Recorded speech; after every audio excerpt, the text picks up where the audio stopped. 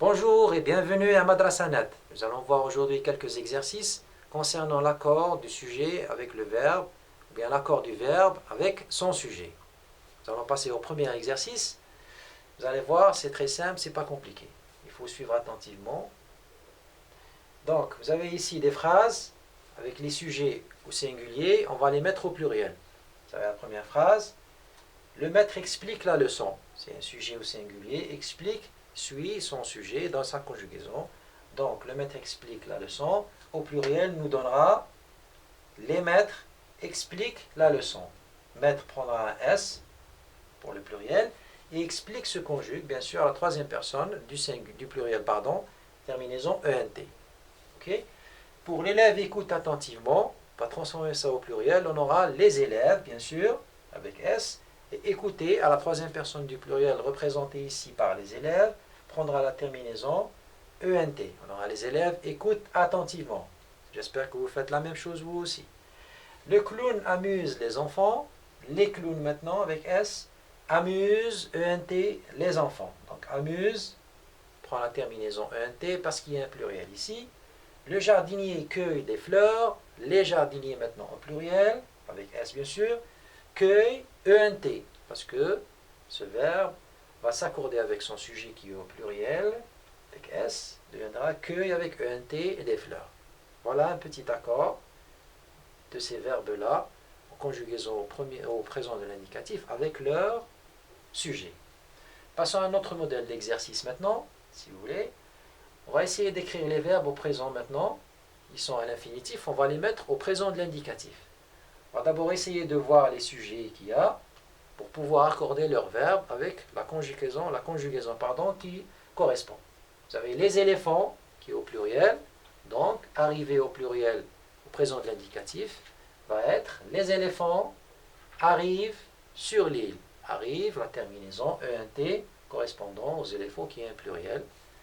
Le téléphone sonne, c'est un singulier, donc ça ne pose pas de problème. Sonne va être avec une terminaison de E à la fin au présent de l'indicatif pour la troisième personne du singulier qui est le téléphone.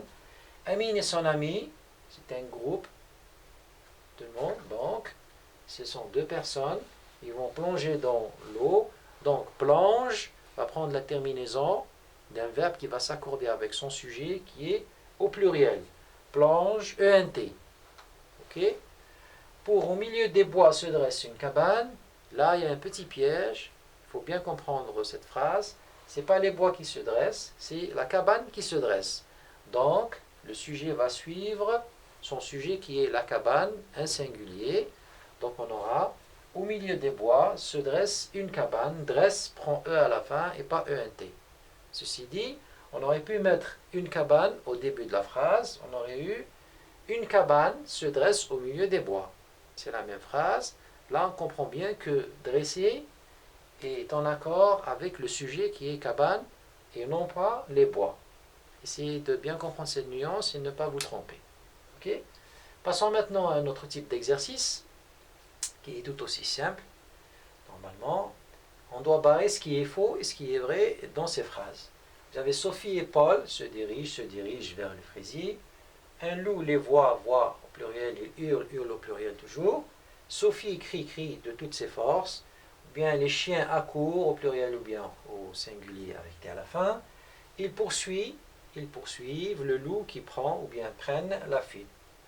Maintenant, pour essayer de faire cet exercice, il faut réfléchir et voir où sont les sujets, les repérer déjà, pour pouvoir accorder le verbe avec le sujet.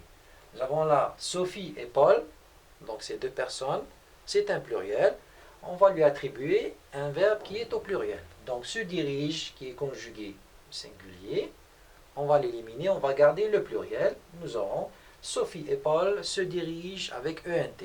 Conjugaison au présent de l'indicatif du verbe diriger, se diriger pour la troisième personne du pluriel. En ce qui concerne un loup, il est au singulier, donc voir va être voit avec T correspondant au loup, et voit au pluriel, il est éliminé. Il, la même chose, troisième personne du singulier, on enlève le pluriel, conjugaison, on laisse le singulier, il hurle avec E à la fin. Présent de l'indicatif, troisième personne du singulier. Sophie, la même chose, on remplace elle, donc c'est la troisième personne du singulier. Ce qui lui correspond, c'est crie avec E et non pas crie avec ENT. Donc on enlève ça et on garde crie avec E. Sophie crie de toutes ses forces. Voilà. Les chiens, c'est un pluriel, donc qu'est-ce qu'ils font? Ils accourent avec ENT et non pas avec T.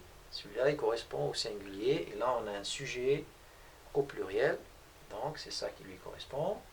Il poursuit ou bien poursuivre, nous avons un il avec S, troisième personne du pluriel.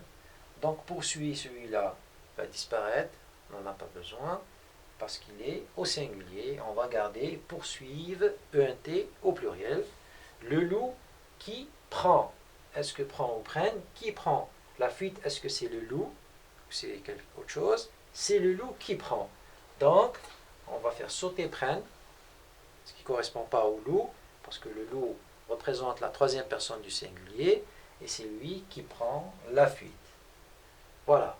Donc j'espère qu'avec ces modèles, ces exercices, ces petits exemples, vous avez pu voir la nuance entre le pluriel et le singulier et l'accord des verbes en conjugaison dans le présent avec leur sujet. Merci de nous avoir suivis. À la prochaine. Au revoir.